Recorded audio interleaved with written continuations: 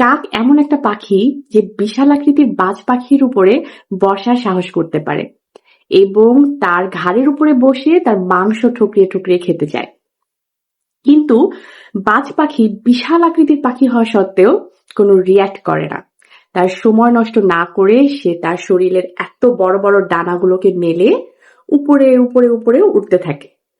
উঠতে উঠতে উঠতে উঠতে যখন অনেক উঁচুতে চলে যায়, ঠিক সেই মুহূর্তে কাকের শ্বাস নিতে কষ্ট হয় এবং সে অক্সিজেন কম হওয়ার কারণে নিচে পড়ে যায়। আমাদের জীবনেও এমন কিছু মানুষ আছে যারা আমাদের কার্যক্ষমতা সম্পর্কে না জেনে আমাদের ঘাড়ের উপর বসতে চায় এবং আমাদের ঠোকরাতে থাকে।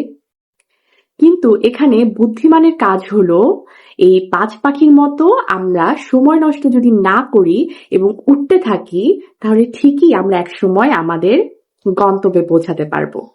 তাদেরকে এই না বুঝিয়ে সময় নষ্ট না করে আমাদের নিজেদের কাজে ফোকাস করা উচিত। সেটা আমাদের জন্য খুব কাজে দিবে এবং আমাদের সঠিক জায়গায় পৌঁছে দিবে। ভালো থাকবেন সবাই। আল্লাহ হাফেজ।